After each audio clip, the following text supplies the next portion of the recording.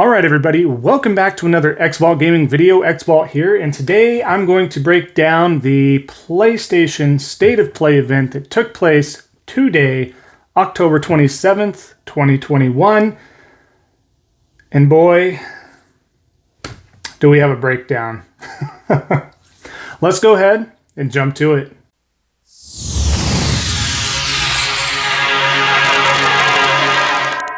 All right, so like I was saying, what I want to go over is the State of Play for October 27th, PlayStation, everything that was announced. As you got from my probably thumbnail and probably the intro here, it was lackluster to say the very least. Not a fan. I think those that are heavily invested into the PlayStation ecosystem are expected to expect more, if that makes sense. I really think overall, I know there wasn't complete indies in this, but basically the majority of it was indie games, which is fine. I do think that PlayStation needed to come out and set those expectations to be brand new indie games that will be announced, along with The Devil Inside, which is an indie game as well, but just kind of more of a breakdown that way. Otherwise, people are harping on this already pretty badly. But let's go ahead and dive into what was announced, and then we'll get my thoughts and opinions on that afterwards here. First, they started off with a game called Deathverse. It's a multiplayer melee survival game from developer Super Trick Games, and that is releasing on the PS4 and PS5 in 2022, which looks okay. Looks okay. Can't really go over too much with that. Don't really have too much of an opinion there. Whatever. We'll see what happens there. Next up, we had a game called OFK. This is a game in regards to following an indie pop band, and it is coming to PS4 and PS5 in 2022. This was just kind of briefly announced, had a little bit of an intro, kind of had some fun with it. I get it. It's an indie game. We'll see who that speaks to there. Definitely not me. In regards to that, we did go over to the next part that did pique my interest and that did put a smile on my face, and that's we get DLC for Bugsnax. This is called the Isle of Big Snacks. I do have a complete playthrough for Bugsnax. I did get the platinum for Bugsnax. I thought it was a really great indie game, and it was a free PS Plus game for that time. If you had PS Plus, you could put that into your library on PlayStation.com and claim that when you did have a PS5. So always keep that in mind, all right? But this free update does add a new island, and it is coming in 2022 for the PS4 and PS5. A PC release has not been confirmed. According to developer Young Horses, it offers a new biome, a dozen new creatures, over 100 challenges, 30 quests, and around 200 decorations to collect and display around your house. So we'll see what kind of happens here with the story there. To top it off, which was really cool, I was like, you know what, I'm going to pay for this. This was really good. I got Bugsnax for free. I'll pay for the DLC. Well, the DLC is free. So that's pretty cool as well. So if you have Bugsnax, you're going to get this DLC portion absolutely for free. I really think that's cool. Can't wait for it. And we'll see when that releases. So that was probably my personal highlight of it all. Here we are. We go over next up to Five Nights at Freddy's Security Breach. So it got a new trailer. Has a release date of December 16th, 2021. So this year, supposedly. This will be on PS4, PS5, and PC. We'll see what happens here. It doesn't look all that bad. I just want to see what kind of it really entails for a Five Nights at Freddy's game. But again, we'll see. Nothing that totally piqued my interest, but it was okay. We do get an indie darling, supposedly, with the game called Death's Door. The dungeon crawler was already on Xbox and PC, but it is now coming to PS4 and PS5 on November 23rd.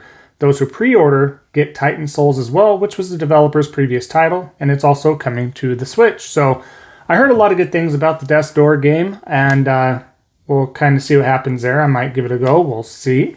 But a lot of high praise from it, so it is finally making its way over to PlayStation and Switch. Like I said, November 23rd, so keep an eye out for that.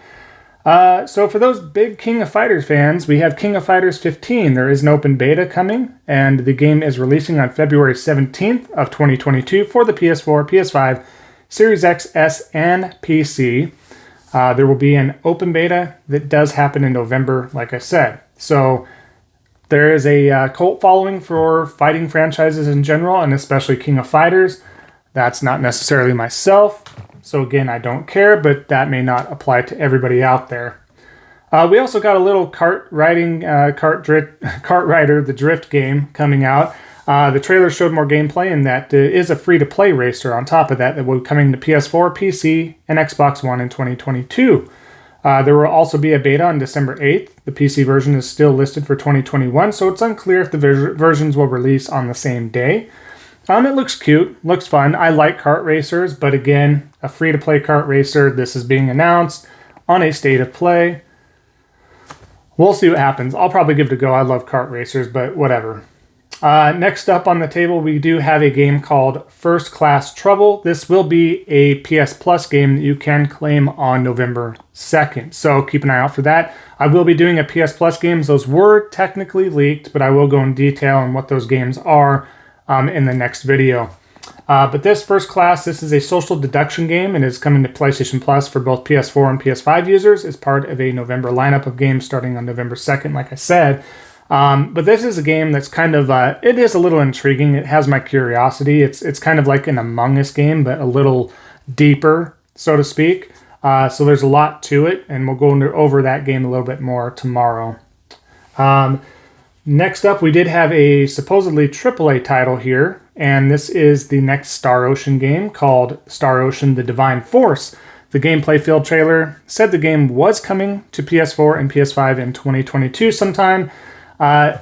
This game, as you can tell from the gameplay being shown here, the trailer, or have seen it, it's super odd to me because it looks the last few iterations especially, they've looked like porcelain dolls, like your grandma would keep in her shelves or bedroom or something like that. So that alone is really off-putting to me anymore, regardless of the story and gameplay.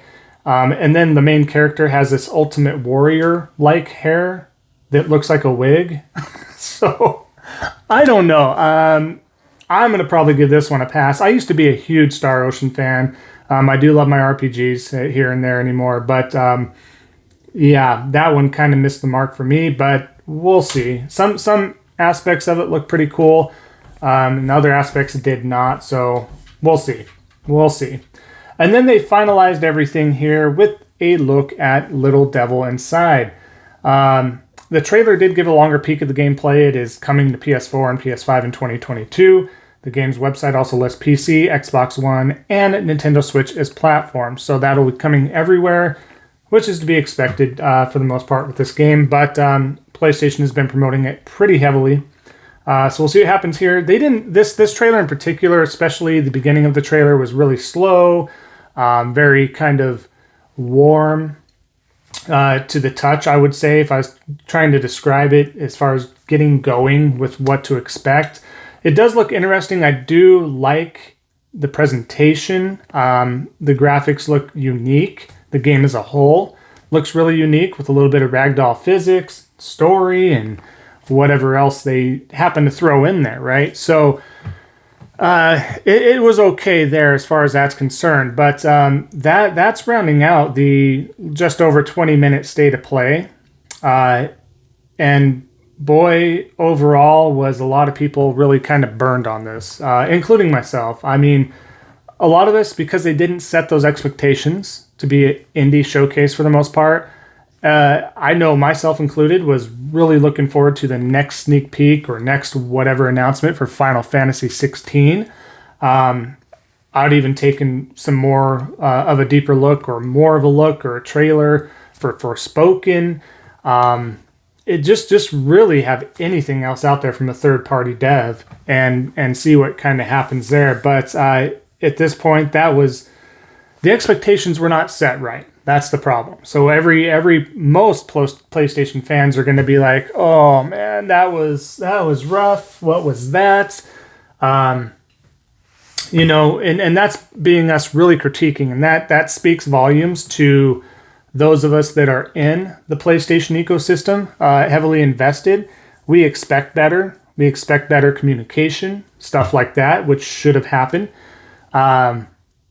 So yeah, I just had this bitter taste in my mouth of like, man, that was a waste of everybody's time. You could have had these presented and promoted essentially with their own trailers just throughout the day, right? They've done that before with indie games. They've done that and released it throughout the day. Here's one, a couple hours later. Here's another hour later. Here's another, and you get those trailers and you kind of see what's going on there. So really, that's kind of what we're looking at there. But again, the expectations were all over the place, and they had time to temper those expectations.